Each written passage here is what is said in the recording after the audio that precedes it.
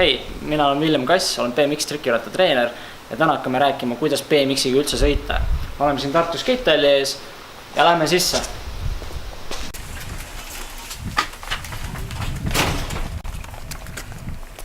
Esimene asi, mida sa peaksid BMX-iga sõitmisest teadma, on see, et me sõidame püsti. Sadul on vaid puhkamiseks ja osade trikkide tegemiseks. Peale ja sõidame. Nüüd, kui sa tunned ennast mugavalt, siis võiks ka natukene turvalisuse peale mõelda ja panna kiivri pähe. Kindlasti veendu, et kiiver on õiges suuruses teil oksu peas ja on alt kinni, muidu pole temast üldse kasu. Enne siis rämpidele sõitma minemist peaks teadma, mis üldse skatepargis on. Ühel pool on meil näiteks streeti pool ehk tänava pool, kus on väiksemad rämbid, ja teisel pool on pargi pool, kus on suured rämbid. Ilmselgelt alustame alguses väikeste asjade peal, nii et lähme sinna poole. Kui sa oled varem sõitnud rula, tõukeratta, lumelaua või mis iganes sarnase asjaga, siis sa peaksid teadma, et sõidetakse kas vasak jalg ees või parem jalg ees. Ka BMX-il on täpselt samamoodi, et saab sõita kas vasak jalg ees või parem jalg ees. See on väga tähtis, minnes kuskilt rämpidest alla, hüpates ja nii edasi, siis sa pead kindlasti olema üks jalg ees, mitte ei ole niimoodi, et üks jalg on all, teine on üleval ja siis sa ei saagi hüpata. Et palju paremini hüpata, kui sul on mõlemad jalad vastu maad ja sama kehtib ka ratta peal. Hüppad korraga kahe jalaga. Mina sõidan isiklikult vasak jalg ees, lähen rämbist alla ja hoian ilusti pedaalid paralleelselt ja veerme alla. Nüüd oleme juba suurema rämbi peal ja siin kehtib täpselt sama reegel. Kui sa sõidad alla, siis hoiad pedaalid ühel kõrgusel. Ükskõik, kas sa oled vasak jalg ees või parem jalg ees. Ise valid. Aga kindlasti, kui sa sõidad alla, ei tohi juhtuda seda, et sul on üks pedaal allpool kui teine, sest muidu on see, et sa lähed rämbist alla, pedaal läheb vastu ja tagarattas tõuseb õhku. Ja seda sa ei taha, et juhtuks. Nii et proovime. Võid siia, paned pedaali valmis, jalg peale, kui sa hoiad pidurit peale, mis iganes, võib ka ilma. Tõused õhku, paned teise jala peale, siis veered alla. Ja lähe. Vahepeal võib juhtuda olukordi, kus ratas ei mahugisi alla sõitma, siis tuleb sõita kaarega alla. Vanasti me pidime kogu aeg sõitma alla ilusti kaarega, sellepärast, et hammasrattad olid nii suured, et kui nad oleksid alla läinud, siis oleksid lihtsalt vastu toru käinud.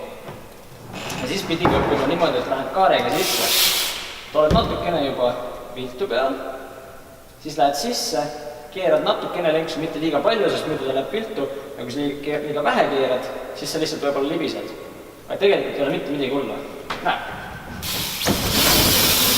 Järgmisena õpime kvarterist üles sõitma. Siin ei ole ka mitte midagi rasket, hoiad lihtsalt jalad paigal, tuled piisavalt suur hoogu üles, surud edasi natukene, mitte ei tõmba tagasi. Sest muidu võib-olla kukud sealt alla kuidagi ja tähtis on, et sa tuled natukene suurem hooga, kui sa arvad. Sest muidu võib-olla juhtub see, et sa tuled liiga väikese hooga, tuled üles, välja ei jõuagi, hakkad tagurpidi alla tulema, aga sa ei oska midagi teha ja siis lihtsalt kukud. Selle vältimiseks on hea, kui sa oskad rattakult maha hüpata. Sa võid proovida seda alguses maas, sõidad veerad natukene ja hüppad rattat kõrvale maha. Ja nüüd samamoodi, kui sa sõidad kvarterist üles ja tunned, et hoogu jääb väheks, siis hüppa peale, võid kas või rattast lahti lasta. Pigem las juhtub rattaga midagi halba, kui see, et juhtub sinuga. Midagi rasket ei ole, lihtsalt tuleb hooga ja sõidab peale. Kui sa oled õppinud rämbist üles sõitma või sul on ainult minirämp, kus õppida üles minemist, siis võid proovida midagi sellist, et hakkad ringiratast sõitma, pumpad järjest kõrgemale ja lõpuks sõidad rämbist üles. Peaks välja nägema midagi sellist. Kõrgemale ja siis näitad ennast üles. Et nüüd ilma hoogu ventamata rohkem hoogu saada, selleks hoiad ilusti täpselt samamoodi jälle jalad paralleelselt, tuled rämbist üles, surud siin all kuskil kvarteri alguses, ennast korra vastu maad, üles jõudes, teed ennast hästi kergeks, kujuta ette, et sa oled udusulg, keerad ümber, kaarega tuleb, keerad ümber ja siis kujuta ette, et sa oled hästi raske, surud maha ja siis peaks hoog juurde tulema. Ehk siis tuled siit, võtad üles, alla, üles, alla, üles, alla,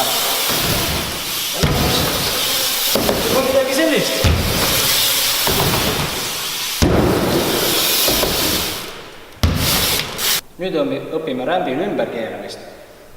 Ehk siis selleks pead sa teadma, kumba ees sa sõidad ja kummale poole sa hakkad keerama. Üldjuhul vasak jalg ees sõitad keeravad paremale ja parem jalg ees vasakule. Näeb see siis välja niimoodi, tuled rämbist üles ja keerad alla. Käib siis niimoodi, et sa lähed rämbist natukene väikese nurga üles, keerad puusad eest ära lenksu sinna pööramissuunda ja siis peaks esiratas hakkama libisema. Kui su keha on ilusti eest ära puusadega, sina oled siin ratta kõrval, siis esiratas saab lihtsalt alla libiseda. See on päris vahe tunne. Kui nüüd rämpidel sõitmine on selge, siis võiks hakata proovima manuaale nii tagarattal, esirattal ja lõpuks ka pannioppi. See näeb siis välja niimoodi, et nad ilusti tavalise maa peal, veerad väikese hooga sinna paratoop, proovid siis teha midagi sellist. Selle jaoks oled ilusti mõlema jalaga pedaalidel, on paralleelselt, surud mõlema jalaga alla ja lähed keharaskusega taha, siia kuskil tagaratta kohale ja üritad vaadata tagarummu otse alla.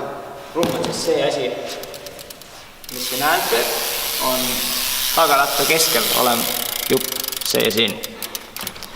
Proovid siis sinna vaadata, oled rattu kohal ja midagi otseselt väga palju raskemat ei ole. Kindlasti tuleb jälgida, et sa ei hakka lihtsalt kätega juurde rebima, vaid sa lähed pigem sirgete kätega ja lähed keharaskusega taha. Kui sa saad juba esiratta päris kõrgele maha, siis võid proovida täitsa üle tõmmata. Ehk siis sama kohta, kus sa hüppad ratta pealt maha. Mitte ei kukku selline, et proovid saada kätte koha, kus tasakaalub ära ja võtad ruttu jalad maha. Järgmisena võiks arutada seda, et kuidas tõsta tagaratast. Ehk siis surud kätega natukene lenksu sisse, et vastu maad esiratas püsiks ja tõstad.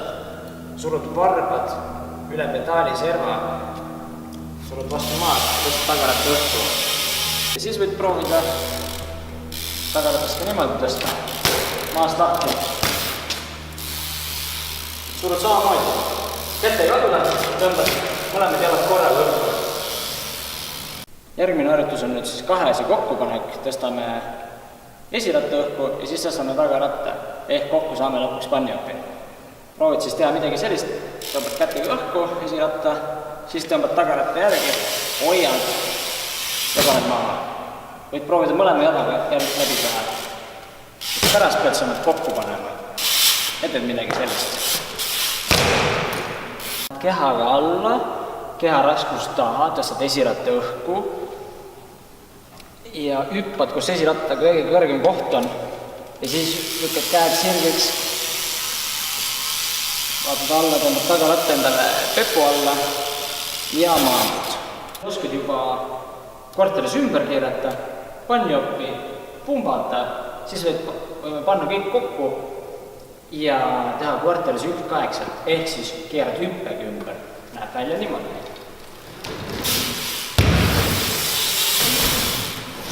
Alguses võid teha siis suurema kaarega, et sa tuled lihtsalt ringi ratast, teed väikese pannioppi, natukene keerad end ja veeled edasi. Järgmine kord võid juba natuke kitsamalt, võid natuke rohkem vähenda. Suurem panniop, keerad natuke lenksu. Lenks, puusad, jalad, kõik, terve keha natukene keerab ümber. Siis lõpuks võid juba proovida niimoodi, et tuled otsa üles, keerad ümber ja otsa alla. Sellest juba edasi arenenum versioon on see, et tuled natukene teistpidi ja proovid teha ändluupi, ehk siis sa oled korra nagu tagurpidi ja maandud teisele poole. Näeb see välja niimoodi, tuled siit ja keerad ümber. Natuke raskem versioon, kuidas korterisse sisse minna, on teha seda panniopiga või läbi manuaali. Niimoodi saad sa rohkem hoogu ja saad hakata tegema juba hiljem trikkidega sisse.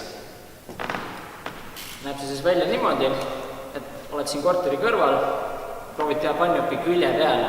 Esiratas läheb üle ääre ja siis hüppad sisse ja proovid sihtida kvarteri alla või siia kvarteri nuki alla täpselt.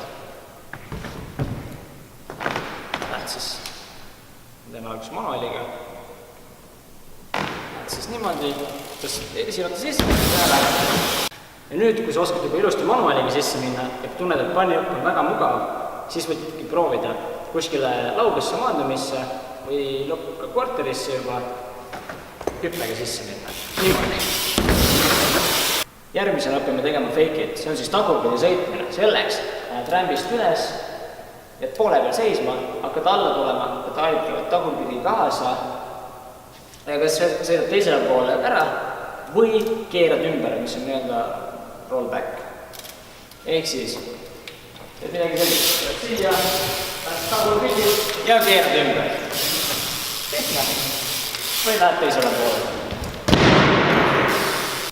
Eesmärk on siis teha niimoodi, et lähed kuskile poole rämbi peale, et sul on piisavalt palju hoogu, sellepärast, et kui ainult siia tuled, siis sul pole üldse hoogu, sa oled väga väikes hoogu ja ei saagi midagi üldse teha. Tasakaal on palju raskem hoida, täpselt nagu edaspidi sõites, kus kui sa sõidad suurema hooga, on palju lihtsam tasakaal hoida. Ehk siis tuled ütleme näiteks kuskil poole rämbi peale, tuled alla, pedaalid käivad kaasa, proovid kuskil sama kiiresti, tagurpidi vändati kui pedaalid, võib-olla natukene kiiremini. Tuled, proovid hoida ratast sirgena. Üldjuhul, kas hakkad kätega keerama või puusadest ja ratas hakkab võbelema, käib siin kuidagi imelikult, aga proovid hoida ennast ilusti paigal, et sa saaksid otse tulla tagasi. Ja alguses võidki, kui sul on võimalik, siis teisele poole välja sõita ja siis hakkad edasi vähendama.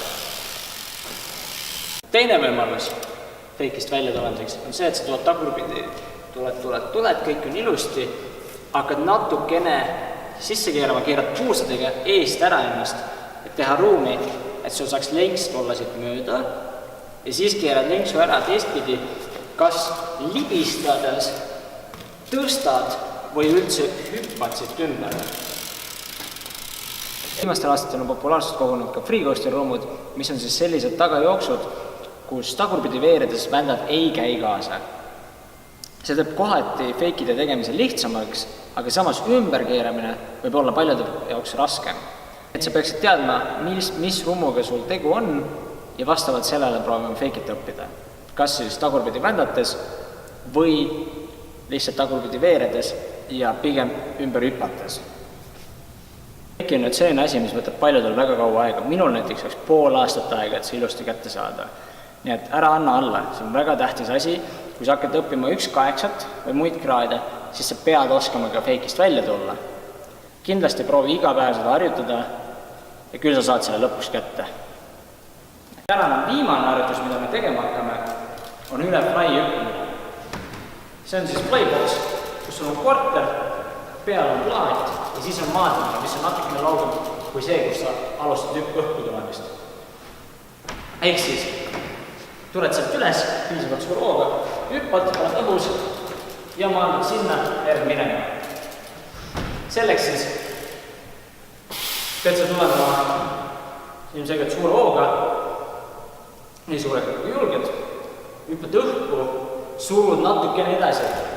Et mitte ei tõmba ennast täitsa õhku, vaid proovid hakata edasi suruma. Täpselt nagu kui sa koha peal hüppaksid, siis sa hüppad juba surud edasi. Nüüd proovid samamoodi rattaga minna. Hüppad ja surud edasi. Ja kui sa jõuad siia õhus, siis surud esiratta alla. Mitte ei suru vastu seda nukki, vaid proovid selle nuki taha ja lähed ilusti edasi. Kui sa esirattast alla ei suru, siis juhtub see, et sa maandud siia tagarattaga ja kukud selili. Need kindlasti võtad tasakesi, hakkad järjest kaugemale hüppama ja lõpuks alles üle. Selleks on see plaat seal peal, et sa ei pea kohe üle hüppama ja haiget saama.